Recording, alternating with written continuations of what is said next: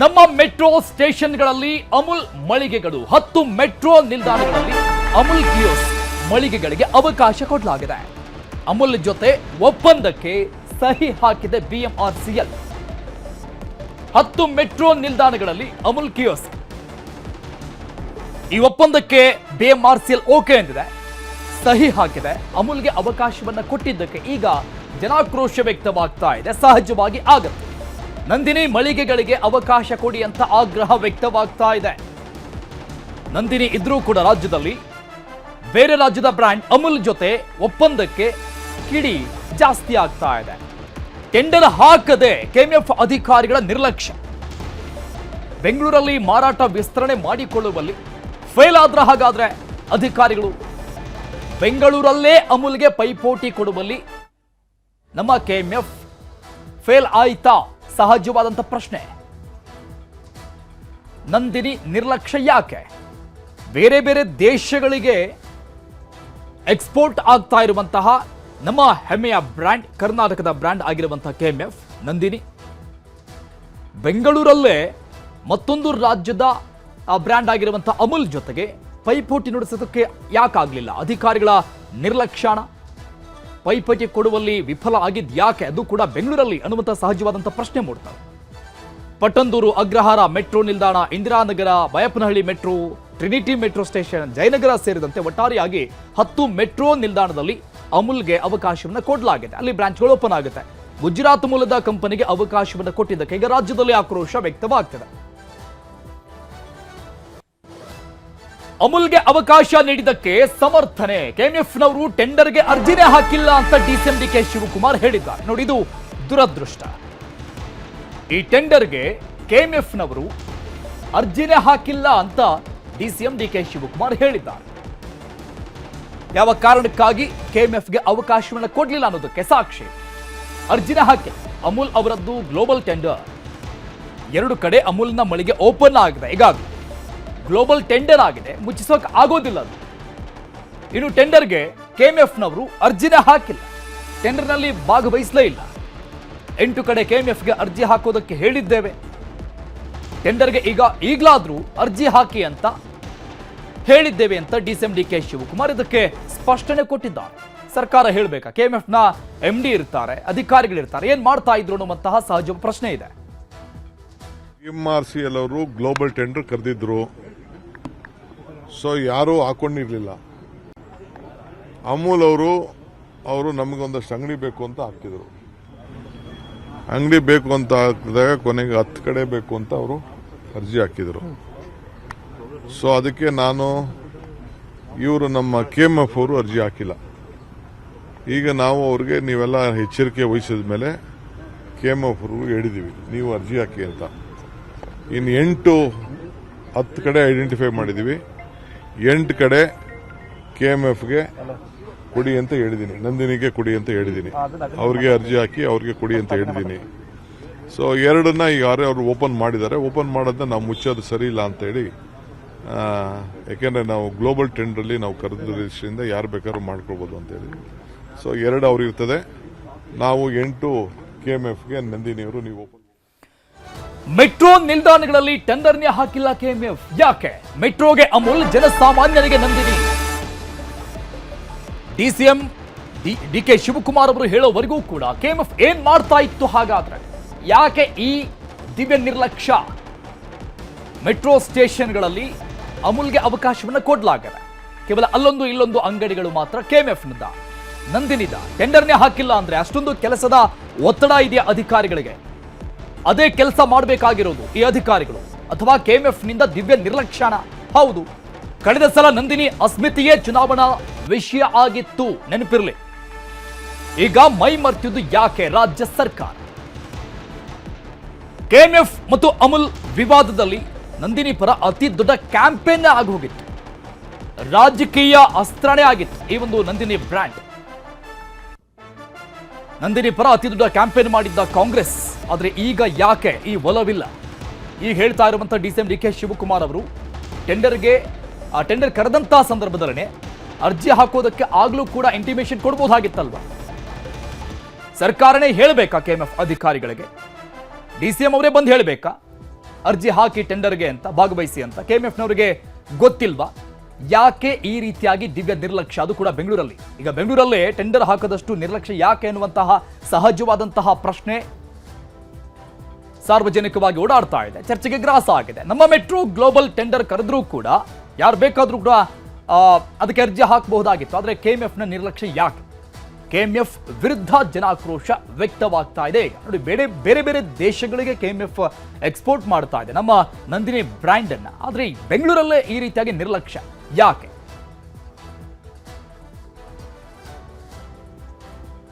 Metro ಸ್ಟೇಷನ್ಗಳಲ್ಲಿ Amul ಮಳಿಗೆಗೆ BJP ಕಿಡಿ. Nandini ಮಳಿಗೆಗೆ first ಅವಕಾಶ ಕೊಡಿ ಅಂತ ಬಿಜೆಪಿ ಆಗ್ರಹವನ್ನ ವ್ಯಕ್ತಪಡಿಸಿದ್ದಾರೆ. ಸರ್ಕಾರದ ನಡೆಗೆ ಕಿಡಿಕಾರಿದ್ದಾರೆ ಬಿಜೆಪಿ ನಾಯಕರು. ಜನರೇ ಆಕ್ರೋಶವನ್ನ ವ್ಯಕ್ತಪಡಿಸ್ತಾ ಇದ್ದಾರೆ. ಈಗಾಗಲೇ ಸಹಜವಾಗಿ ವಿಪಕ್ಷಗಳು ಇದಕ್ಕೆ ಆಗ್ರಹವನ್ನ ವ್ಯಕ್ತಪಡಿಸ್ತಾ ಇದ್ದಾವೆ. ನಂದಿನಿ ಮಳಿಗೆಗೆ ಫಸ್ಟ್ ಅವಕಾಶ ಕೊಡಿ ಅಂತ ಹೇಳಿದ್ದಾರೆ. ನಂದಿನಿ ಬ್ರ್ಯಾಂಡು ಕೇವಲ ಕರ್ನಾಟಕದಲ್ಲಷ್ಟೇ ಅಲ್ಲ ಸಹ ಬೇರೆ ರಾಜ್ಯದಲ್ಲೂ ಬೇಡಿಕೆ ಇದೆ. ಕಾಂಗ್ರೆಸ್ ಸರ್ಕಾರ ಎಲ್ಲೋ ಒಂದು ಕಡೆ ನಮ್ಮ ಕರ್ನಾಟಕ ರಾಜ್ಯದ ರೈತರಿಗೆ ಅನ್ಯಾಯ ಮಾಡ್ತದೆ ಮತ್ತು ಕನ್ನಡಿಗರ ಅಪಮಾನ ಮಾಡ್ತದೆ. ಇದನ್ನು ನಾವು ತೀವ್ರವಾಗಿ ಖಂಡಿಸ್ತೀವಿ. ಯಾಕೆಂದರೆ ಪ್ರತಿ ಹಳ್ಳಿಗಳಲ್ಲಿ ನಮ್ಮ ಕೃಷಿಕರು ಹೆಂಗೆ ಕೃಷಿ ಒಂದು ರೈತನ ಅವಿಭಾಜ್ಯ ಒಂದು ಕಸಬಾಗಿದೆ. ಏನು ಹೊರ ರಾಜ್ಯದಿಂದ ಅವರಿಲ್ಲಿ ಆ ಸ್ಟೋರ್ ಮಳಿಗೆಗಳನ್ನ ಪ್ರಾರಂಭ ಮಾಡ್ತಾರೆ ಅಮೂಲ್ದು. ಇದು ಕನ್ನಡಿಗರ ಅಪಮಾನ, ನಮ್ಮ ರೈತರ ಹೊಟ್ಟೆ ಮೇಲೆ ಬರೆಯದಂಗೆ ಇದನ್ನು ಸರ್ಕಾರ ಅರ್ಥ ಮಾಡ್ಕೊಳ್ಬೇಕು. ಇಲ್ಲ ಎಲ್ಲ ಒಂದು ಕಡೆ ಒಳ ಒಪ್ಪಂದ ಇಂದ ಈ ರೀತಿ ನಮ್ಮ ರೈತರಿಗೆ ಅನ್ಯಾಯ ಆಯ್ತು ನಾವು ಖಂಡಿಸ್ತೀವಿ. ಒಂದು, ಕರ್ನಾಟಕದಲ್ಲಿ ನಂದಿನಿಗೆ ಮೊದಲ ಆದ್ಯತೆ ಕೊಡಬೇಕು. ನಂದಿನಿಗೆ ಅವಕಾಶ ಕೊಡದೆ ನಿರಾಕರಿಸಿದ್ರೆ ತಪ್ಪಾಗತ್ತೆ. ಆದರೆ ಸ್ಪರ್ಧೆಯಲ್ಲಿ ನಂದಿನಿಯೂ ಭಾಗವಹಿಸಿ ಅಮೂಲ್ಯೂ ಭಾಗವಹಿಸಿದ್ರೆ ಸ್ಪರ್ಧೆಯಲ್ಲಿ ಅದರಲ್ಲಿ L1 L2 ಇರುತ್ತಲ್ವ. ಅಮೂಲ್ಯೂ ನಮ್ಮದೇ, ನಂದಿನಿಯೂ ನಮ್ಮದೇ, ನಮ್ಮ ದೇಶದ್ದೇ. ನಮ್ಮ ರಾಜ್ಯದ್ದು ನಂದಿನಿ, ನಮ್ಮ ದೇಶದ್ದು ಅಮೂಲು. ಯಾವುದು ಏನು ಹೊರಗಡೆದೇನಲ್ಲ. ನಾವು ದ್ವೇಷ ಮಾಡಬೇಕಾದ ಅವಶ್ಯಕತೆ ಇಲ್ಲ. ಅಲ್ಲಿಯ ಟೆಕ್ನಾಲಜಿ ಇಲ್ಲಿಗೆ ನಾವು ಬಳಕೆ ಮಾಡ್ಕೋಬೇಕು. ಒಳ್ಳೆಯದನ್ನ, ಇಲ್ಲಿಯ ಒಳ್ಳೆ ಟೆಕ್ನಾಲಜಿ ಅವ್ರಿಗೆ ಕೊಡ್ಬೇಕು ನಾವು. ಹಾಗಾಗಿ ಎರಡೂ ರೈತರ ಸಂಸ್ಥೆಗಳು ಇಲ್ಲಿ ಬಹುಶಃ ನಂದಿನಿಗಾಗಿಯೇ ಮೀಸಲಿಟ್ಟಿದ್ರೆ ಮಳಿಗೆಗಳನ್ನು ಆಗ ಅವಕಾಶ ಸಿಕ್ತಿತ್ತು. ಈಗಲಾದರೂ ಅಷ್ಟೇ ರಾಜ್ಯ ಸರ್ಕಾರ ಮತ್ತು BMRC ಆ ಚಿಂತನೆ ಮಾಡಲಿ. ಎಲ್ಲೆಲ್ಲಿ ಅಮೂಲಿಗೆ ಮಳಿಗೆ ಕೊಟ್ಟಿದ್ದೀರಿ ಅಲ್ಲಿ ನಂದಿನಿಗೂ ಒಂದು ಮಳಿಗೆಯನ್ನು ಮೀಸಲಿಟ್ಬಿಡಿ. ಆಗ ನಂದಿನಿಯೂ ಇರುತ್ತೆ, ಅಮೂಲು ಇರುತ್ತೆ. ಸ್ಪರ್ಧೆ ಚೆನ್ನಾಗಾಗತ್ತೆ, ಹೆಲ್ತಿ ಸ್ಪರ್ಧೆ ಆಗುತ್ತೆ. ಅದು ನನ್ನ ಸಲಹೆ. ನಮ್ಮ ಮೆಟ್ರೋದಲ್ಲಿ ಅಮೂಲ್ ಮಳಿಗೆಗೆ ಅವಕಾಶ ಕೊಟ್ಟಿರುವ ವಿಚಾರಕ್ಕೆ ಸಂಬಂಧಪಟ್ಟಂಗೆ ಬಿಬಿಎಂಪಿ ಕೇಂದ್ರ ಕಚೇರಿಯಲ್ಲಿ ಈಗ ಹೈ ವೋಲ್ಟೇಜ್ ಮೀಟಿಂಗ್ ನಡೀತಾ ಇದೆ. ನಮ್ಮ ಮೆಟ್ರೋ ಪ್ರಭಾರ MD ಮತ್ತು KMF MD ಮೀಟಿಂಗ್ ನಡೆಸ್ತಾ ಇದ್ದಾರೆ. ಅದು ಯಾವಾಗ? DK ಶಿವಕುಮಾರ್ ಮಾತನಾಡಿದ ನಂತರದಲ್ಲಿ ಹೇಳಿಕೆಯ ಬೆನ್ನಲ್ಲೇ ಸಭೆ ನಡೀತಾ ಇದೆ. ಹೈ ವೋಲ್ಟೇಜ್ ಮೀಟಿಂಗ್ ಏನ್ ಮಾಡ್ಬೇಕೀಗ ಅಂತ DCM ಹೇಳಿದಂಗೆ 8 ಕಡೆ ನಂದಿನಿ ಮಳಿಗೆ ಓಪನ್ ಮಾಡೋದಕ್ಕೆ ತಯಾರಿಯನ್ನ ಮಾಡಿಕೊಳ್ಳಲಾಗ್ತಾ ಇದೆ. 8 ಕಡೆಗಳಲ್ಲಿ ನಂದಿನಿ ಮಳಿಗೆಗೆ ಅವಕಾಶಕ್ಕೆ ನಿರ್ಧಾರ. ಕೊನೆಗೂ ಕೂಡ 2 ಕಡೆಗಳಲ್ಲಿ ಮಾತ್ರ ಅಮೂಲ್ಗೆ ಅವಕಾಶಕ್ಕೆ ನಿರ್ಧಾರವನ್ನ ಮಾಡಲಾಗಿದೆ. ಈ ಮೀಟಿಂಗ್ ನಂತರದ ಗ್ಲೋಬಲ್ ಟೆಂಡರ್ ಬಗ್ಗೆ ಸರ್ಕಾರ ಕ್ರಮ ತೆಗೆದುಕೊಳ್ಳುತ್ತೆ. ಆ ಬಗ್ಗೆ BMRCL ಪ್ರಭಾರ MD ಮಹೇಶ್ವರ್ ರಾವ್ ಈ ಬಗ್ಗೆ ಮಾತನಾಡಿದ್ದಾರೆ, ಹೇಳಿಕೆ ಕೊಟ್ಟಿದ್ದಾರೆ. ಮೀಟಿಂಗ್ ನಂತರದಲ್ಲಿ 8 ಕಡೆಗಳಲ್ಲಿ ನಂದಿನಿ ಇರುತ್ತೆ, 2 ಕಡೆಗಳಲ್ಲಿ ಮಾತ್ರ ಅಮೂಲ್ಗೆ ಅವಕಾಶವನ್ನ ಕೊಡಲಾಗುತ್ತೆ. ಇನ್ನು ಗ್ಲೋಬಲ್ ಟೆಂಡರ್ ವಿಚಾರಕ್ಕೆ ಸಂಬಂಧಪಟ್ಟಂಗೆ ಸರ್ಕಾರ ಆ ಬಗ್ಗೆ ಕ್ರಮ ತೆಗೆದುಕೊಳ್ಳುತ್ತೆ ಅಂತ ಕೊನೆಗೂ ಈ ಸಭೆ ನಂತರದಲ್ಲಿ ಒಂದು ನಿರ್ಧಾರಕ್ಕೆ ಬಂದಿದೆ. BMRCL ಒಂದು ಪಾಲಿಸಿ ಇರ್ತದೆ. ಅವರು ನಾವು ಏನಾದರೂ ಜಾಗ ಕೊಡ್ತಾ ಇದ್ರೆ we give it on expression of interest ಆಧಾರದ ಮೇಲೆ ನಾವು ರೆಂಟಲಿಗೆ ಕೊಟ್ಬಿಡ್ತೀವಿ. KMF ಅವರು ಸಹ ಈಗ ಬಂದಿದ್ದಾರೆ. ಅದರ MD ಅವ್ರ ಜೊತೆಗೆ ಸಹ ಚರ್ಚೆ ಮಾಡ್ತಾ ಇದ್ದೇವೆ. ಅವರು ಸಹ ಭಾಳ ಇಂಟ್ರೆಸ್ಟ್ ತೋರಿಸಿದ್ದಾರೆ. ಖಂಡಿತ ಅವ್ರ ಜೊತೆಗೆ ನಾವು ಒಂದು ಒಪ್ಪಂದ ಮಾಡಲಿಕ್ಕೆ ನಾವು ಮುಂದೆ ಬರ್ತಾ ಇದ್ದೇವೆ. ಸರ್ಕಾರ ಏನು ನಿರ್ದೇಶನ ಮಾಡ್ತಾರೆ ಅದರ ಆಧಾರದ ಮೇಲೆ ನಾವು ಮುಂದೆ ಬರ್ತೇವೆ. BMRCL ಒಂದು ಪಾಲಿಸಿ ಇರ್ತದೆ. ಅವರು ನಾವು ಏನಾದರೂ ಜಾಗ ಕೊಡ್ತಾ ಇದ್ರೆ ವಿ ಗಿವ್ ಇಟ್ 2022ರಲ್ಲೇ ನಾವು ಮಳಿಗೆ ತೆರೆಯೋದಕ್ಕೆ ಮನವಿ ಕೊಟ್ಟಿದ್ವಿ, ನೇರವಾಗಿ ರಿಯಾಯಿತಿ ಕೊಡಿ ಅಂತ ಮನವಿ ಮಾಡಿದ್ವಿ ಮಳಿಗೆಗಳನ್ನ ತೆಗೆಯೋದಕ್ಕೆ 2022ರಲ್ಲಿ. BMRCL ಜೊತೆಗೆ ಸಭೆ ನಂತರದಲ್ಲಿ KMF MD ಶಿವಸ್ವಾಮಿ ಮಾತನಾಡಿದ್ದಾರೆ.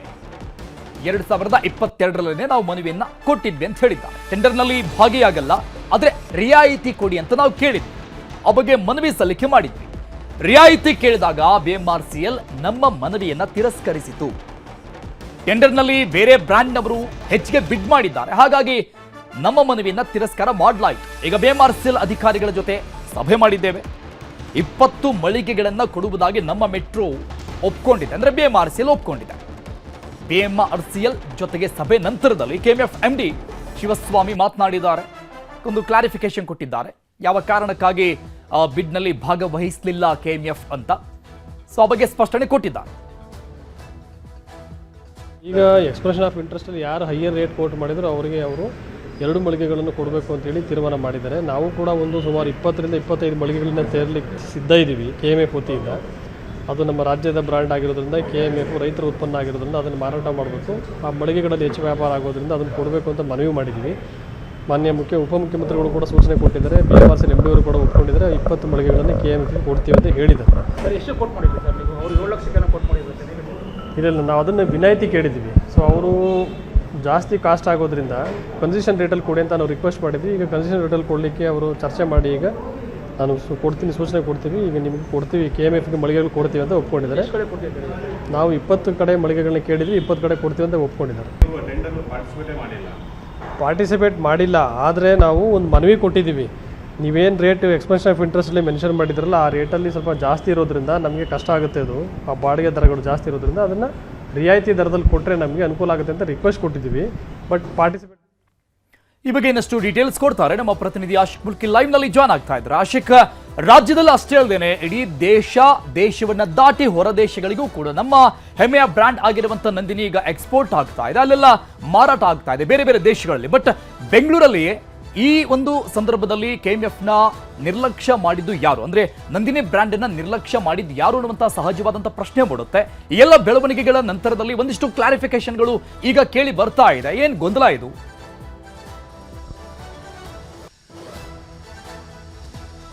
ಅರುಣ್, ನಗರದ 2 ಮೆಟ್ರೋ ನಿಲ್ದಾಣಗಳಲ್ಲಿ ಅಮೂಲ್ನ ಮಳಿಗೆಗಳು ಓಪನ್ ಆದ ಮೇಲೆ ಈ ಎಲ್ಲ ಗೊಂದಲಗಳು, ಈ ಎಲ್ಲ ಆರೋಪ ಪ್ರತ್ಯಾರೋಪಗಳು ಕೇಳಿ ಬರ್ತಾ ಇರುವಂಥದ್ದು. 2022ರಲ್ಲೇ ಈ ಒಂದು ಮಳಿಗೆಗಳನ್ನು ತೆಗೆಯೋದಕ್ಕೆ ನಮ್ಮ ಮೆಟ್ರೋ BMRCL ಒಂದು ಓಪನ್ ಗ್ಲೋಬಲ್ ಟೆಂಡರನ್ನು ನೀಡಿರುತ್ತೆ. ಈ ಟೆಂಡರ್ನಲ್ಲಿ ಹಲವು ಬ್ರ್ಯಾಂಡ್ಗಳು ಪಾರ್ಟಿಸಿಪೇಟ್ ಮಾಡಿರುತ್ತೆ.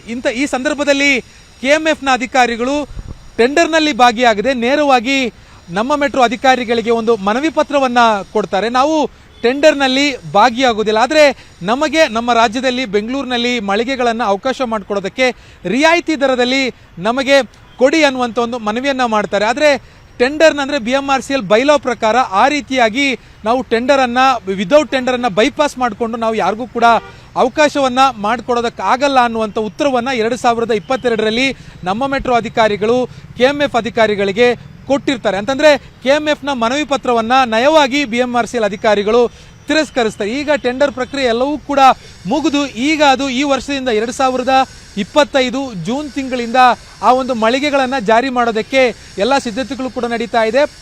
ಪ್ರಾಯೋಗಿಕವಾಗಿ 10 ಕಡೆಗಳಲ್ಲಿ ಆ ಒಂದು ಮಳಿಗೆಗಳನ್ನು ಓಪನ್ ಮಾಡಬೇಕು. ಜೂನ್ ತಿಂಗಳಲ್ಲಿ 2 ಮಳಿಗೆಗಳನ್ನು ಈಗಾಗಲೇ ಓಪನ್ ಮಾಡೋದಕ್ಕೆ ಅಮೂಲ್ ಅನ್ನುವಂಥ ಸಂಸ್ಥೆಗೆ ನಮ್ಮ ಮೆಟ್ರೋ ಅಧಿಕಾರಿಗಳು ಅವಕಾಶವನ್ನು ಮಾಡಿಕೊಟ್ಟಿರುವಂಥದ್ದು. ಈ ಬೆನ್ನಲ್ಲಿ ಈಗ ನಡೀತಾ ಇರುವಂಥ ಚರ್ಚೆ, ರಾಜಕೀಯವಾಗಿ ಆಗ್ತಾ ಇರುವಂಥ ಆರೋಪ ಪ್ರತ್ಯಾರೋಪಗಳೆಲ್ಲವೂ ಕೂಡ ಈ ಬೆನ್ನಲ್ಲೇ ಶುರುವಾಗಿರುವಂಥದ್ದು. ಅಂದರೆ ಒಂದು ಸಾಮಾನ್ಯವಾಗಿ ಅದು BMRCL ಇರಲಿ, BBMP ಇರಲಿ, ಅಥವಾ BWSSB ಇರಲಿ, ಅಥವಾ ಬೆಸ್ಕಾಂ ಇರಲಿ, BDA ಇರಲಿ, ಯಾವುದೇ ಸರ್ಕಾರದ ಅಧೀನದ ಸಂಸ್ಥೆಗಳು ಗುತ್ತಿಗೆಯನ್ನು ಕೊಡುವಂಥ ಸಂದರ್ಭದಲ್ಲಿ ಅದನ್ನು ಬಿಡ್ಡನ್ನು ಓಪನ್ ಮಾಡ್ತಾರೆ. ಅಂದರೆ ಸುಮಾರು 25 ಲಕ್ಷಕ್ಕೂ ಅಥವಾ ಪ್ರತಿ ಸಂಸ್ಥೆಗೂ ಕೂಡ ಅವರದ್ದೇ ಆದಂಥ ಒಂದು norms and rules and regulations ಇರ್ತವೆ. ಅದಕ್ಕಂತಲೇ ಒಂದು ಮೊತ್ತವನ್ನು ನಿಗದಿ ಮಾಡಿರ್ತೀರಿ. ಈ ಇಷ್ಟು ಮೊತ್ತದ ಮೇಲ್ಪಟ್ಟಿಗೆ ನಾವು ಟೆಂಡರ್ ನೀಡದೆ ಯಾವುದೇ ಕಾರಣಕ್ಕೂ ಕೂಡ ಗುತ್ತಿಗೆಯನ್ನು ಕೊಡಬಾರ್ದು ಅನ್ನುವಂಥ ಒಂದು ಕಾನೂನನ್ನು ಬೈಲಾವನ್ನು ರೆಡಿ ಮಾಡ್ಕೊಂಡಿದ್ದು. ಫಾರ್ ಎಕ್ಸಾಂಪಲ್ ನಾವು BBMP ಪಾಯಿಂಟ್ ಆಫ್ ವ್ಯೂ ಹೇಳೋದಾದರೆ 50 ಲಕ್ಷಕ್ಕಿಂತ ಮೇಲ್ಪಟ್ಟ ಯಾವುದೇ ಕಾಮಗಾರಿಗಳನ್ನು ಕೊಡೋದಿದ್ರು ಕೂಡ ಅದನ್ನು ಟೆಂಡರ್ ಮೂಲಕವೇ, ಅಂದರೆ ಟೆಂಡರ್ ಮೂಲಕನೇ ಗುತ್ತಿಗೆಯನ್ನು ಕೊಡುವಂಥ ಒಂದು ಸಂಪ್ರದಾಯ ಇರುವಂಥದ್ದು. ಈಗ ಇದೇ ರೀತಿಯಾಗಿ ಇಷ್ಟು ದೊಡ್ಡ ಮೊತ್ತದ, ಇಷ್ಟು ದೊಡ್ಡ ತುಂಬ ದೊಡ್ಡ ಸ್ಕೇಲಲ್ಲಿ ಮಳಿಗೆಗಳನ್ನು, ಜಾಹೀರಾತುಗಳನ್ನು ಕೊಡುವಂಥ ನಮ್ಮ ಮೆಟ್ರೋ ಸಂಸ್ಥೆಯು ಕೂಡ ಅದೇ ರೀತಿಯಾಗಿ KMFನ ಆ ಒಂದು ಮನವಿಯನ್ನು ತಿರಸ್ಕರಿಸಿ ಬಿಡ್ನಲ್ಲಿ ಯಾರು ಅತಿ ಹೆಚ್ಚು ಬಿಡ್ ಮಾಡಿರ್ತಾರೆ, ಅದು ಅಮೂಲ್ ಇರಲಿ ಅಥವಾ ಬೇರೆ ಏನು ಪ್ರಾಡಕ್ಟ್ಗಳನ್ನು ಮಾರುವಂಥ ಸಂಸ್ಥೆಗಳಿರಲಿ, ಆ ಸಂಸ್ಥೆಗೆ ನಾವು ಕೊಟ್ಟಿದ್ದೇವೆ ಅನ್ನುವಂಥದ್ದನ್ನು BMRCL ಅಧಿಕಾರಿಗಳು ಸ್ಪಷ್ಟಪಡಿಸ್ತಾ ಇರುವಂಥದ್ದು. ಈಗ ಇಷ್ಟೆಲ್ಲ ಗೊಂದಲ, ಇಷ್ಟೆಲ್ಲ ಆರೋಪ ಪ್ರತ್ಯಾರೋಪ ಶುರುವಾದ ಮೇಲೆ ಇದೀಗ DCM DK ಶಿವಕುಮಾರ್ ಅವರು ಕೂಡ ಮಾಧ್ಯಮಗಳಿಗೆ ಒಂದು ಸ್ಪಷ್ಟನೆಯನ್ನು ಕೊಟ್ಟರು. ಈಗ 10 ಪ್ರಾಯೋಗಿಕವಾಗಿ ಎಲ್ಲೆಲ್ಲಿ ಓಪನ್ ಮಾಡಲಾಗ್ತಾ ಇದೆಯೋ ಅದರಲ್ಲಿ 2 ಅಮೂಲ್ ಸಂಸ್ಥೆ ಈಗಾಗಲೇ ಮಳಿಗೆಗಳನ್ನು ಓಪನ್ ಮಾಡಿಕೊಂಡಿದೆ. ಉಳಿದಿರುವಂಥ 8 ಮಳಿಗೆಗಳನ್ನು ನಮ್ಮ ರಾಜ್ಯದ ನಮ್ಮ ನಂದಿನಿಗೆ ಕೊಡ್ತೀವಿ ಅನ್ನುವಂಥದ್ದನ್ನು ಏನು ಹೇಳಿಕೆ ಕೊಟ್ಟಿದ್ರು, ಅದಾದ ಬೆನ್ನಲ್ಲೇ BBMP ಕೇಂದ್ರ ಕಚೇರಿಯಲ್ಲಿ BMRCL ಮತ್ತು KMF ಅಧಿಕಾರಿಗಳು ಒಂದು ಹೈ ವೋಲ್ಟೇಜ್ ಮೀಟಿಂಗನ್ನು ಮಾಡ್ತಾರೆ. ಮೀಟಿಂಗನ್ನು ಮಾಡಿ ಸದ್ಯಕ್ಕೆ 8 ಮಳಿಗೆಗಳನ್ನು ಕೊಡೋದಕ್ಕೆ, ರಿಯಾಯಿತಿ ದರದಲ್ಲಿ KMFಗೆ ಕೊಡೋದಕ್ಕೆ ನಮ್ಮ ಮೆಟ್ರೋ ಅಧಿಕಾರಿಗಳು ಒಪ್ಕೊಂಡಿರುವಂಥದ್ದು. ಮುಂದಿನ ದಿನಗಳಲ್ಲಿ ಮತ್ತೆ 12 ಮಳಿಗೆಗಳನ್ನು ಬೆಂಗಳೂರಿನಲ್ಲಿರುವಂಥ ಏನು ಅಷ್ಟು ಮೆಟ್ರೋ ನಿಲ್ದಾಣಗಳಲ್ಲಿ ಓಪನ್ ಮಾಡೋದಕ್ಕೆ ಅವಕಾಶ ಕೊಡ್ತೀವಿ ಅನ್ನುವಂಥ ಒಂದು ನಿರ್ಧಾರವನ್ನು ಸಭೆಯಲ್ಲಿ ತೆಗೆದುಕೊಂಡಿರುವುದು. ಈಗಾಗಲೇ 2 ಸಂಸ್ಥೆಗಳ ಅಧಿಕಾರಿಗಳು ಕೂಡ ಮಾಧ್ಯಮಗಳಿಗೆ ಬಹಳ ಸ್ಪಷ್ಟವಾಗಿ ಹೇಳಿಕೆಯನ್ನು ನೀಡಿದ್ದಾರೆ. ಯಾರು ಟೆಂಡರ್ನಲ್ಲಿ ಭಾಗಿಯಾಗಿದ್ದಾರೋ ಕಾನೂನು ಪ್ರಕಾರವಾಗಿ ಅವರಿಗೆ ನಾವು ಟೆಂಡರನ್ನು ಕೊಟ್ಟಿದ್ದೀವಿ ಅನ್ನುವಂಥದ್ದು BMRCL ಅಧಿಕಾರಿಗಳ ಸ್ಪಷ್ಟನೆ. ನಾವು ಟೆಂಡರ್ನಲ್ಲಿ ಭಾಗಿಯಾಗಿಲ್ಲ, ಆದರೆ ರಿಯಾಯಿತಿ ದರದಲ್ಲಿ ನಮಗೆ ಅವಕಾಶವನ್ನು ಮಾಡಿಕೊಡಿ ಅನ್ನುವಂಥ ಒಂದು ಮನವಿಯನ್ನು ಕೂಡ 2022ರಲ್ಲಿ ನಾವು KMF ನಮ್ಮ ಮೆಟ್ರೋ ಅಧಿಕಾರಿಗಳಿಗೆ ನಾವು ಮಾಡಿಕೊಂಡಿದ್ವಿ, ಆದರೆ ಅವರು ನಮ್ಮನ್ನು ತಿರಸ್ಕರಿಸಿದ್ರು ಅನ್ನುವಂಥದ್ದನ್ನು ಹೇಳ್ತಾ ಇದ್ದಾರೆ. ಸದ್ಯಕ್ಕೆ 20 ಮಳಿಗೆಗಳನ್ನು ಮೆಟ್ರೋ ನಿಲ್ದಾಣಗಳಲ್ಲಿ ತೆಗೆಯೋದಕ್ಕೆ ನಮ್ಮ ಮೆಟ್ರೋ ಅಧಿಕಾರಿಗಳು KMF ಅಧಿಕಾರಿಗಳಿಗೆ ಒಂದು ಭರವಸೆಯನ್ನ ಕೊಟ್ಟಿದ್ದಾರೆ. ಮತ್ತೊಂದು ಕಡೆ ಈಗಾಗಲೇ ಕಾನೂನು ಪ್ರಕಾರವಾಗಿ ಥ್ಯಾಂಕ್ ಯು ಆಶಿಕ್ ಎಲ್ಲ ಡೀಟೇಲ್ಸ್ಗೆ. ಬಿಲ್ಡಿಂಗ್ ನಿಂದ ಏಕಾಏಕಿ ಬಿದ್ದಿದ್ದಾಳೆ ವಿದ್ಯಾರ್ಥಿನಿ. ಬೆಂಗಳೂರಿನ ಮಲ್ಲೇಶ್ವರದಲ್ಲಿ ಈ ಘಟನೆ ನಡೆದಿದೆ. ಮಲ್ಲೇಶ್ವರಂನ ಕರ್ನಾಟಕ ಪಬ್ಲಿಕ್ ಶಾಲೆಯಲ್ಲಿ ನಡೆದಂತಹ ದುರ್ಘಟನೆ ಇದು. ಈಗ KC ಜನರಲ್ ಆಸ್ಪತ್ರೆಗೆ ಆ ವಿದ್ಯಾರ್ಥಿನಿಯನ್ನ ದಾಖಲು ಮಾಡಲಾಗಿದೆ. ತಲೆಗೆ ಗಂಭೀರವಾದಂತಹ ಪೆಟ್ಟು ಬಿದ್ದು ಗಾಯ ಆಗಿದೆ. ಈ ಘಟನೆಗೆ ಕಾರಣ ಏನು ಅನ್ನುವಂಥದ್ದು ಇನ್ನೂ ತಿಳಿದು ಬಂದಿಲ್ಲ. ಬಿಲ್ಡಿಂಗ್ ನಿಂದ ಏಕಾಏಕಿ ವಿದ್ಯಾರ್ಥಿನಿ ಬಿದ್ದಿದ್ದಾಳೆ. ಮಲ್ಲೇಶ್ವರಂನ ಕರ್ನಾಟಕ ಪಬ್ಲಿಕ್ ಶಾಲೆಯಲ್ಲಿ ನಡೆದಂತಹ ದುರ್ಘಟನೆ ಇದು. ಯಾವ ಕಾರಣಕ್ಕೆ ಅಂತ ಗೊತ್ತಿಲ್ಲ ಇನ್ನು. ಬೆಂಗಳೂರಿನ ಮಲ್ಲೇಶ್ವರಂನಲ್ಲಿ ನಡೆದಂತಹ ದುರ್ಘಟನೆ. KC ಜನರಲ್ ಆಸ್ಪತ್ರೆಗೆ ದಾಖಲು ಮಾಡಲಾಗಿದೆ. ತಲೆಗೆ ಗಂಭೀರವಾಗಿ ಗಾಯ ಆಗಿದೆ. ಮಲ್ಲೇಶ್ವರಂನ ಕರ್ನಾಟಕ ಪಬ್ಲಿಕ್ ಶಾಲೆಯಲ್ಲಿ ನಡೆದಂತಹ ಘಟನೆ. ಬಿಲ್ಡಿಂಗ್ ಮೇಲಿಂದ ವಿದ್ಯಾರ್ಥಿನಿ ಏಕಾಏಕಿ ಕೆಳಗೆ ಬಿದ್ದು ತಲೆಗೆ ಗಂಭೀರವಾಗಿ ಪೆಟ್ಟಾಗಿದೆ, ಗಾಯ ಆಗಿದೆ. ಈ ಘಟನೆಗೆ ಕಾರಣ ಏನು ಅನ್ನೋದು ಗೊತ್ತಿಲ್ಲ ಇನ್ನೂ ಕೂಡ. 10ನೇ ತರಗತಿ ಓದುತ್ತಿದ್ದಂತಹ ವಿದ್ಯಾರ್ಥಿನಿ, ಆ ವಿದ್ಯಾರ್ಥಿನಿ ಹೆಸರು, ಎಲ್ಲಿಯ ವಿದ್ಯಾರ್ಥಿನಿ, ಆ ಎಲ್ಲ ಮಾಹಿತಿಗಳು ಬರಬೇಕಾಗಿದೆ. ಸದ್ಯಕ್ಕೆ ಆಸ್ಪತ್ರೆಗೆ ದಾಖಲು ಮಾಡಲಾಗಿದೆ. KC ಜನರಲ್ ಆಸ್ಪತ್ರೆಯಲ್ಲಿ ಟ್ರೀಟ್ಮೆಂಟ್ ಕೊಡಿಸಲಾಗ್ತಾ ಇದೆ. ಆಕೆ ಕಂಡೀಷನ್ ಹೇಗಿದೆ ಅನ್ನುವಂಥ ಮಾಹಿತಿ ಕೂಡ ಬರಬೇಕಾಗಿದೆ. ಬೆಂಗಳೂರಲ್ಲಿ ಬಿಲ್ಡಿಂಗ್ ನಿಂದ ಏಕಾಏಕಿ ವಿದ್ಯಾರ್ಥಿನಿ ಬಿದ್ದಂತಹ ಪ್ರಕರಣ. ಮಲ್ಲೇಶ್ವರಂನ ಕರ್ನಾಟಕ ಪಬ್ಲಿಕ್ ಶಾಲೆಯಲ್ಲಿ ನಡೆದಂತಹ ಘಟನೆ. ಯಾವ ಕಾರಣಕ್ಕಾಗಿ ವಿದ್ಯಾರ್ಥಿನಿ ಕೆಳಗಡೆ ಬಿದ್ಲು ಅನ್ನುವಂತಹ ಮಾಹಿತಿ ಗೊತ್ತಿಲ್ಲ ಇನ್ನು ಕೂಡ. 10ನೇ ತರಗತಿ ಓದುತ್ತಿದ್ದಂತಹ ವಿದ್ಯಾರ್ಥಿನಿ ಬಿಲ್ಡಿಂಗ್ ಮೇಲಿಂದ ಕೆಳಗೆ ಬಿದ್ದು ತಲೆಗೆ ಗಂಭೀರವಾದಂತಹ ಗಾಯ ಆಗಿದೆ.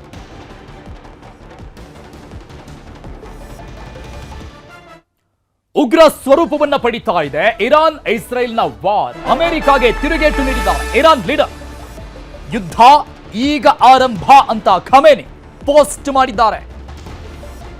ಅಮೆರಿಕಾಗೆ ಈ ಮೂಲಕವಾಗಿ ತಿರುಗೇಟನ್ನ ಕೊಟ್ಟಿದ್ದಾರೆ ಇರಾನ್ ಲೀಡರ್ ಖಮೇನಿ.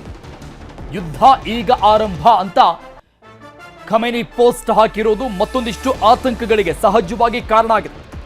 ಖಮೇನಿಗೆ ಎಚ್ಚರಿಕೆ ರವಾನೆ ಮಾಡಿದ್ದ ಅಮೆರಿಕ ಅಧ್ಯಕ್ಷ ಟ್ರಂಪ್, ಖಮೇನಿ ಎಲ್ಲಿದ್ದಾರೆ ಅಂತ ಅಮೆರಿಕಾಗೆ ಗೊತ್ತಿದೆ, ಆದ್ರೆ ಹತ್ಯೆ ನಮ್ಮ ಉದ್ದೇಶ ಅಲ್ಲ ಅಂತ ಟ್ರಂಪ್ ಹೇಳಿದ್ರು. ಈ ಟ್ರಂಪ್ ಹೇಳಿಕೆ ಬೆನ್ನಲ್ಲೇ ಖಮೇನಿ ತಿರುಗೇಟು ಕೊಟ್ಟಿದ್ದಾರೆ. ಯುದ್ಧ ಈಗ ಆರಂಭ ಅಂತ ಟ್ರಂಪ್ ಹೇಳಿಕೆಗೆ ತಿರುಗೇಟು. ಎಕ್ಸ್ನಲ್ಲಿ ಪೋಸ್ಟ್ ಮಾಡಿ ಖಮೇನಿ ತಿರುಗೇಟು ಕೊಟ್ಟಿರೋದು. ಒಂದು ಕಡೆ ಖಮೇನಿ ಹತ್ಯೆಗೆ ಬೆಂಜಮಿನ್ ನೆತನ್ಯಾಹು ಶಪಥ ಮಾಡಿದ್ದಾರೆ. ಇನ್ನೊಂದು ಕಡೆ ಖಮೇನಿ ಯುದ್ಧದ ಕರೆ ನೀಡಿರೋದು ಇದೀಗ ಭಾರೀ ಚರ್ಚೆಗೆ ಗ್ರಾಸವಾಗಿದೆ. ಚರ್ಚೆ ಅಷ್ಟೇ ಅಲ್ಲ, ಚಿಂತೆಗೀಡು ಮಾಡಿರುವಂತಹ ಬೆಳವಣಿಗೆ. ಸೀಸ್ ಫೈರ್ ಮಾಡೋದಕ್ಕೆ ಟ್ರಂಪ್ G7ನ ಶೃಂಗಸಭೆಯನ್ನ ಮೊಟಕುಗೊಳಿಸಿ ಹೋದ್ರ ಅನ್ನುವಂಥ ಮೊನ್ನೆಯ ಬೆಳವಣಿಗೆ ನೋಡಿದ್ವಿ. ಅದಾದ್ಮೇಲೆ ಅವ್ರು ಹೇಳಿದ್ರು ಸೀಸ್ ಫೈರ್ಗಿಂತ ಅತಿ ದೊಡ್ಡ ಉದ್ದೇಶ ಇದೆ ಅಂತ. ಅದಾದ್ಮೇಲೆ ಆಗಿರುವಂಥ ಮತ್ತೊಂದು ಬೆಳವಣಿಗೆ, ಖಮೇನಿ ಹಾಕಿರುವಂಥ ಪೋಸ್ಟ್, ಯುದ್ಧ ಈಗ ಆರಂಭ ಅಂತ. ಸೊ ಎಲ್ಲವೂ ಕೂಡ ಬಹಳಷ್ಟು ಚರ್ಚೆ ಮತ್ತು ಆತಂಕಕ್ಕೆ ಕಾರಣ ಆಗಿದೆ. ಇಸ್ರೇಲ್ ಮತ್ತು ಇರಾನ್ ನಡುವೆ ಯುದ್ಧದ ಹಿನ್ನೆಲೆಯಲ್ಲಿ ಇಸ್ರೇಲ್ನಲ್ಲಿರುವಂತಹ ಕನ್ನಡಿಗರು ಸೇಫ್ ಆಗಿದ್ದಾರೆ. ಸದ್ಯ ವಿಮಾನಯಾನ ಆರಂಭಿಸಿರುವ ಇಸ್ರೇಲ್ ಅಲ್ಲಿರುವಂತಹ ಎಲ್ಲ ಕನ್ನಡಿಗರು ಕೂಡ ಸೇಫ್ ಆಗಿದ್ದಾರೆ. ಯಾರಿಗೂ ಯಾವುದೇ ತೆರನಾದಂತಹ ಸಮಸ್ಯೆ ಇಲ್ಲ. ಸದ್ಯ ವಿಮಾನಯಾನವನ್ನ ಆರಂಭಿಸದ ಇಸ್ರೇಲ್ನಲ್ಲಿ ಸಿಲುಕಿರುವವರು ವಾಪಸ್ ತವರಿಗೆ. ನಾಳೆ ಭಾರತಕ್ಕೆ ಬಿಪ್ಯಾಕ್ನ 18 ಸದಸ್ಯರು ವಾಪಸ್ ಆಗಲಿದ್ದಾರೆ. ಇಸ್ರೇಲ್ನಲ್ಲಿ ಸಿಲುಕಿಕೊಂಡಿದ್ದಾರೆ ನಟರಾಜ್ ಗೌಡ. ಈ ಸಂಬಂಧಪಟ್ಟಂಗೆ ಮಾಹಿತಿ ಕೊಟ್ಟಿದ್ದಾರೆ ಅವರೇ.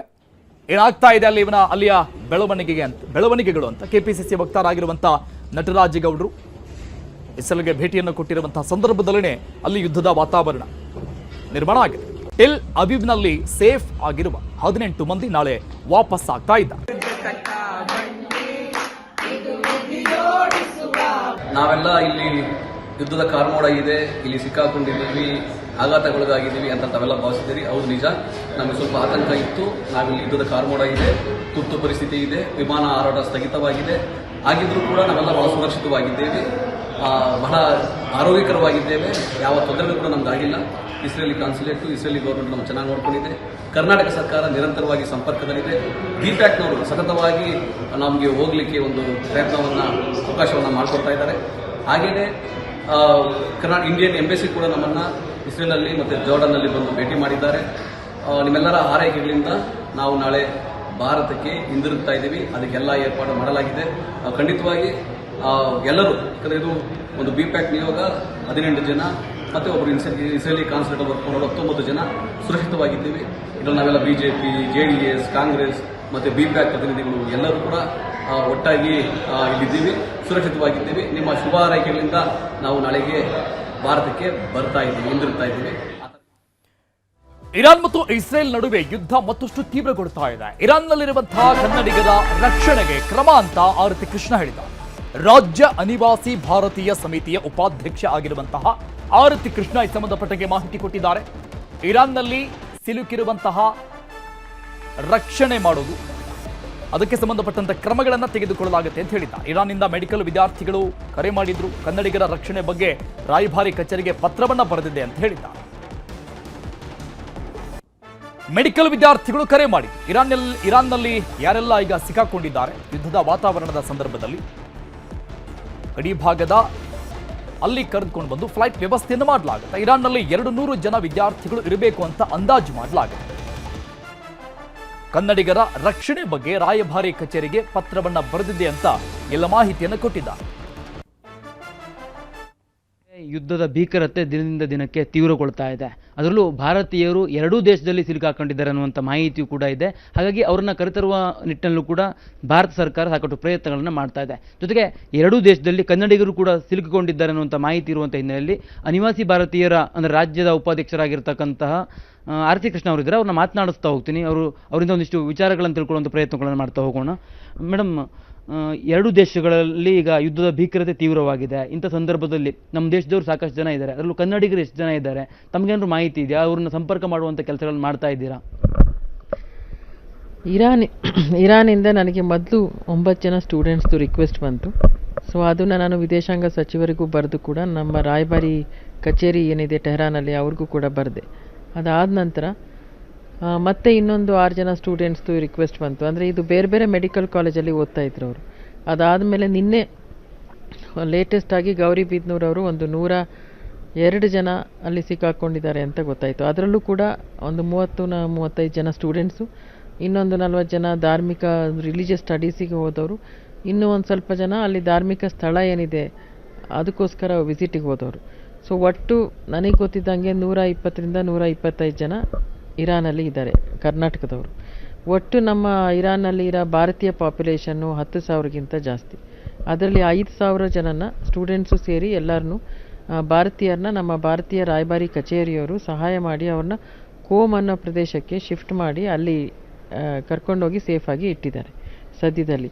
ಆದರೆ ಅವ್ರನ್ನ ಇವತ್ತು ಅವರು ಡಿಸೈಡ್ ಮಾಡಿ ಗಡಿ ಭಾಗದ ಯಾವುದೋ ಒಂದು ಈಸ್ಟ್ ಟೆಹರಾನ್ ಕಡೆ ಕರ್ಕೊಂಡೋಗಿ ಅಲ್ಲಿನ ಒಂದು ಬೇರೆ ದೇಶಕ್ಕೆ ಅಂದರೆ ಬಾರ್ಡ್ರಿಂದ ಬೇರೆ ದೇಶಕ್ಕೆ ಕರ್ಕೊಂಡೋಗಿ ಅಲ್ಲಿಂದ ಸೇಫಾಗಿ ಭಾರತಕ್ಕೆ ಕರೆತರುವ ಒಂದು ಪ್ರಯತ್ನ ಮಾಡ್ತಾ ಇದ್ದಾರೆ. ಬಟ್ ಇವತ್ತು ವಿದೇಶಾಂಗ ಸಚಿವಾಲಯವರು, ರಾಯಭಾರಿ ಕಚೇರಿಯವರು ಎಲ್ಲ ಸೇರಿ ಅದನ್ನು ಡಿಸೈಡ್ ಮಾಡಿ ತುರ್ಕ್ಮೆನಿಸ್ತಾನ್ ಕರ್ಕೊಂಡೋಗೋದು ಸೇಫ್ ಆದರೆ ಅಲ್ಲಿಗೆ ಬ್ಯಾಚ್ ಬೈ ಬ್ಯಾಚ್ ಕರ್ಕೊಂಡೋಗಿ ಅವ್ರನ್ನ ಮತ್ತೆ ಇಲ್ಲಿಗೆ ಒಂದು ವಿಮಾನಯಾನ ಕಲ್ಪಿಸಿ ಇಲ್ಲಿಗೆ ಭಾರತಕ್ಕೆ ಸೇಫಾಗಿ ಕರೆತರುವ ಒಂದು ಪ್ರಯತ್ನ ಮಾಡ್ತಾ ಇದ್ದಾರೆ.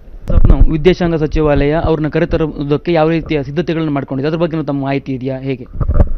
ಅದೇ ನಾನು ಹೇಳ್ದಂಗೆ ಅವ್ರನ್ನ ಬಾರ್ಡ್ರ್ ಕಂಟ್ರಿ ಸೇಫ್ ಯಾವುದಿದೆ ಅಲ್ಲಿ ಕರ್ಕೊಂಡೋಗಿ ಬ್ಯಾಚ್ ಬೈ ಬ್ಯಾಚ್ ಕರ್ಕೊಂಡೋಗಿ ಅವ್ರನ್ನ ಇಲ್ಲಿಗೆ ಕಳಿಸೋ ವ್ಯವಸ್ಥೆ ಮಾಡ್ತಾ ಇದ್ದಾರೆ. ಬಟ್ ಇನ್ನೂ ಕೂಡ ಅದು ಚರ್ಚೆ ಹಂತದಲ್ಲಿರೋದ್ರಿಂದ ನನಗೆ ಕರೆಕ್ಟಾಗಿ ಮಾಹಿತಿ ಇನ್ನೂ ಸಿಕ್ಕಿಲ್ಲ. ಅವರು ಯಾವಾಗ ಶಿಫ್ಟ್ ಮಾಡ್ತಾರೆ, ಇವತ್ತು ಎಷ್ಟೊತ್ತಿಗೆ ಕರ್ಕೊಂಡು ಹೋಗ್ತಾರೆ ಅಥವಾ ಯಾವ ದೇಶಕ್ಕೆ ಅಂತ ಡಿಸೈಡ್ ಮಾಡಿದ್ದಾರೆ ಅನ್ನೋದು ನನಗೆ ಇವತ್ತು ಸಾಯಂಕಾಲದೊಳಗೆ ಮಾಹಿತಿ ಬರುತ್ತೆ. ಈಗ ಅವರು ಇನ್ನೂ ಅಲ್ಲಿ ಕೂಡ ಟೈಮ್ ಡಿಫ್ರೆನ್ಸ್ ಇದೆ, ಇರಾನಲ್ಲಿ ಈಗ ಬೆಳಗ್ಗೆ ಆಗ್ತಾಯಿದೆ. ಸೊ ಅಲ್ಲಿ ಎಲ್ಲ ಚರ್ಚೆ ಆಗಬೇಕು. ನಮ್ಮ ವಿದೇಶಾಂಗ ಸಚಿವಾಲಯದ ಜೊತೆ ನಮ್ಮ ರಾಯಭಾರಿಗಳು ಕೂಡ ಮಾತಾಡಿ ಎಲ್ಲ ಚರ್ಚೆ ಆದಮೇಲೆ ನನಗೆ ಮಾಹಿತಿ ಸಿಗುತ್ತೆ, ಆವಾಗ ನಿಮಗೆ ಹೇಳ್ತೀನಿ.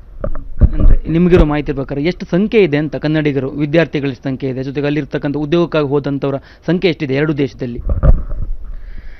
ನನಗೆ ಗೊತ್ತಿರೋ ರೀತಿಲಿ ಇರಾನ್ನಲ್ಲಿ ನಮ್ಮ ಕರ್ನಾಟಕದವರು ಹೇಳಬೇಕಂದ್ರೆ 200ಕ್ಕಿಂತ ಜಾಸ್ತಿ ಇದ್ದಾರೆ. ಅದಕ್ಕಿಂತ ಜಾಸ್ತಿ ನನಗೆ ಮಾಹಿತಿ ಇಲ್ಲ. ಬಟ್ ಉದ್ಯೋಗ ಅವಕಾಶಕ್ಕೆ ಹೋದವರು ಇನ್ನೊಂದು 300-350 ಇರ್ಬೋದು. ಸ್ಟೂಡೆಂಟ್ಸೇ ಒಂದು 200ಕ್ಕಿಂತ ಚೂರು ಜಾಸ್ತಿ ಇದ್ದಾರೆ. ಅನಿವಾಸಿ ಭಾರತೀಯರ ಸಮಿತಿಯ ಉಪಾಧ್ಯಕ್ಷರಾಗಿರ್ತಕ್ಕಂಥ ಆರತಿ ಕೃಷ್ಣ ಅವರು ಹೇಳ್ತಾ ಇರುವಂಥದ್ದು, ಎರಡೂ ದೇಶದ ನಡುವೆ ಯುದ್ಧದ ಭೀಕರತೆ ಇರುವಂಥ ಹಿನ್ನೆಲೆಯಲ್ಲಿ ಅಲ್ಲಿರುವಂಥ ಕನ್ನಡಿಗರನ್ನ, ಭಾರತೀಯರನ್ನ ಕರೆತರುವ ನಿಟ್ಟಿನಲ್ಲಿ ಸಾಕಷ್ಟು ಪ್ರಯತ್ನಗಳು ನಡೀತಾ ಇದೆ ಅನ್ನುವಂಥ ಮಾತನ್ನು ಕೂಡ ಹೇಳ್ತಾ ಇದ್ರು. ಜೊತೆಗೆ ಅಲ್ಲಿರ್ತಕ್ಕಂಥ ಕೆಲವು ವಿದ್ಯಾರ್ಥಿಗಳು ಕೂಡ ನಮ್ಮನ್ನು ಸಂಪರ್ಕ ಮಾಡಿದ್ರು, ಅವರಿಗೂ ಕೂಡ ನಾವು ಸೇಫ್ ಆಗಿ ಕರೆತರುವಂಥ ನಿಟ್ಟಿನಲ್ಲಿ ಪ್ರಯತ್ನಗಳನ್ನ ಮಾಡ್ತಾ ಇದ್ದೇವೆ ಅನ್ನುವಂಥ ಮಾತನ್ನು ಕೂಡ ಹೇಳ್ತಾ ಇರುವಂಥದ್ದು. ಕ್ಯಾಮ್ರಾ ಪರ್ಸನ್ ನೂರ್ ಅಹಮದ್ ಜೊತೆ ಕಾರ್ತಿಕ್, ನ್ಯೂಸ್ 18 ಕನ್ನಡ, ಬೆಂಗಳೂರು. ಇನ್ನು ಮುಂದೆ ಫಾಸ್ಟ್ಯಾಗ್ ಪಾಸ್ ಯೋಜನೆ ಜಾರಿಗೆ ಬರ್ತಾ ಇದೆ. ವಾರ್ಷಿಕ ಪಾಸ್ ಯೋಜನೆ ಜಾರಿ ಅಂತ ಎಕ್ಸ್ ಮೂಲಕವಾಗಿ ಸಚಿವ ನಿತಿನ್ ಗಡ್ಕರಿ ಮಾಹಿತಿ ಕೊಟ್ಟಿದ್ದಾರೆ. ಕೇಂದ್ರ ಸಚಿವ ನಿತಿನ್ ಗಡ್ಕರಿ ಅವರು ಮಾಹಿತಿ ಕೊಟ್ಟಿದ್ದಾರೆ. ವಾರ್ಷಿಕ ಪಾಸ್ ಯೋಜನೆ ಜಾರಿಯಾಗುತ್ತೆ. ಇನ್ನು ಮುಂದೆ ಫಾಸ್ಟ್ಯಾಗ್ ಯೋಜನೆ ಜಾರಿ. ವರ್ಷಕ್ಕೆ 3,000 ರೂಪಾಯಿ ಪಾಸ್ ಇದೆ. ಆಗಸ್ಟ್ 15ರಿಂದಲೇ ವಾರ್ಷಿಕ ಪಾಸ್ ಜಾರಿ ಆಗುತ್ತೆ. ಅಂದ್ರೆ ಹೊಸದಾದಂತಹ ಯೋಜನೆ. ಎಕ್ಸ್ ಮೂಲಕವಾಗಿ ಸಚಿವ ನಿತಿನ್ ಗಡ್ಕರಿ ಮಾಹಿತಿ ಕೊಟ್ಟಿದ್ದಾರೆ. ವಾಣಿಜ್ಯೇತರ ವಾಹನಗಳಿಗಷ್ಟೇ ಈ ವಾರ್ಷಿಕ ಪಾಸ್ ಇರುತ್ತೆ. ಒಂದು ವರ್ಷಕ್ಕೆ 200 ಟ್ರಿಪ್ಗಳನ್ನ ಮಾಡೋದಕ್ಕೆ ಅವಕಾಶ ಮಾಡಿಕೊಡಲಾಗುತ್ತೆ. ಅಪ್ ಆ್ಯಂಡ್ ಡೌನ್ 200 ಟ್ರಿಪ್ ಅನೇಕ ಸಮಸ್ಯೆಗಳಿಗೆ ಅಂತ್ಯ ಹಾಡಲಿದೆ ಅಂತ ನಿತಿನ್ ಗಡ್ಕರಿ ಈ ಬಗ್ಗೆ ಮಾಹಿತಿಯನ್ನು ಕೊಟ್ಟಿದ್ದಾರೆ. ಎಕ್ಸ್ನಲ್ಲಿ ಪೋಸ್ಟ್ ಮಾಡಿದ್ದಾರೆ. ಆಗಸ್ಟ್ 15ರಿಂದ ಈ ಒಂದು ಹೊಸ ಯೋಜನೆ ಜಾರಿಗೆ ಬರ್ತಾ ಇದೆ. ಫಾಸ್ಟ್ಯಾಗ್ ಪ್ರತಿ ಬಾರಿ ದುಡ್ಡು ಖಾಲಿಯಾದ ನಂತರದಲ್ಲಿ ಮತ್ತೆ ರೀಚಾರ್ಜ್ ಅನ್ನ ಮಾಡಬೇಕಾಗಿತ್ತು ಇಲ್ಲಿವರೆಗೂ ಕೂಡ. ಬಟ್ ಇನ್ನು ಮುಂದೆ ವಾರ್ಷಿಕವಾಗಿ ಒಂದೇ ಟೈಮ್ 3,000 ಕಟ್ಟಿದ್ರೆ ಒಂದು ವರ್ಷ 200 ಟ್ರಿಪ್ಗಳನ್ನ ಮಾಡಬಹುದು. ಆ ರೀತಿಯಾಗಿ ಯೋಜನೆಯನ್ನ ಸಿದ್ಧಪಡಿಸಲಾಗಿದೆ. ಸದ್ಯಕ್ಕೆ ವಾಣಿಜ್ಯ ವಾಹನಗಳಿಗೆ ಮಾತ್ರ ಇದು ಅನ್ವಯ ಆಗ್ತಾ ಇದೆ. ವಾಣಿಜ್ಯೇತರ ವಾಹನಗಳಿಗಷ್ಟೇ ವಾರ್ಷಿಕ ಪಾಸ್ ಅನ್ವಯ ಆಗ್ತಾ ಇದೆ. 200 ಟ್ರಿಪ್ಗಳನ್ನ ಮಾಡೋದಕ್ಕೆ ಅವಕಾಶ ಕೊಡಲಾಗ್ತಾ ಇದೆ. ಅನೇಕ ಸಮಸ್ಯೆಗಳಿಗೆ ತಿಲಾಂಜಲಿ ಹಾಡಲಾಗುತ್ತೆ ಅನ್ನುವಂತಹ ಸ್ಪಷ್ಟನೆ ಸಿಗ್ತಾ ಇದೆ ಸಚಿವ ನಿತಿನ್ ಗಡ್ಕರಿ ಅವರ ಕಡೆಯಿಂದ. ಉಳಿದಂತಹ ವೆಹಿಕಲ್ಗಳಿಗೆ ಯಾವ ರೀತಿಯಾದಂತಹ ತೀರ್ಮಾನಗಳನ್ನು ತೆಗೆದುಕೊಳ್ಳಲಾಗುತ್ತೆ, ಆ ಯೋಜನೆ ಯಾವ ರೀತಿಯಾಗಿ ವಿಸ್ತರಣೆ ಮಾಡಲಾಗುತ್ತೆ, ಅದು ಮುಂದಿನ ದಿನಮಾನಗಳಲ್ಲಿ ಗೊತ್ತಾಗುತ್ತೆ. ಫಸ್ಟ್ ಆರಂಭಿಕ ಹಂತದಲ್ಲಿ ಈಗ ಆಗಸ್ಟ್ 15ರಿಂದ ವಾಣಿಜ್ಯೇತರ ವೆಹಿಕಲ್ಗಳಿಗೆ ಈ ಒಂದು ಯೋಜನೆ ಅನ್ವಯ ಆಗುವಂತಹ ರೀತಿಯಲ್ಲಿ ಮಾರ್ಗಸೂಚಿಗಳನ್ನ ಸಿದ್ಧಪಡಿಸಲಾಗಿದೆ. ಇಲ್ಲಿವರೆಗೂ ಕೂಡ ವಾಣಿಜ್ಯ ಮತ್ತು ವಾಣಿಜ್ಯೇತರ ಎಲ್ಲ ವೆಹಿಕಲ್ಗಳಿಗೂ ಕೂಡ ವೈಟ್ ಬೋರ್ಡ್ ಆಗಿರಬಹುದು, ಯೆಲ್ಲೋ ಬೋರ್ಡ್ ಆಗಿರಬಹುದು, ಪ್ರತಿ ಬಾರಿ ಕೂಡ ರೀಚಾರ್ಜ್ ಅನ್ನ ಮಾಡಬೇಕಾಗಿತ್ತು. ಬಟ್ ಈಗ 3,000 ತುಂಬಿ ಒಂದು ವರ್ಷ ಓಡಾಡುವಂತಹ ಹೊಸ ಯೋಜನೆ ಜಾರಿಗೆ ಬರ್ತಾ ಇದೆ.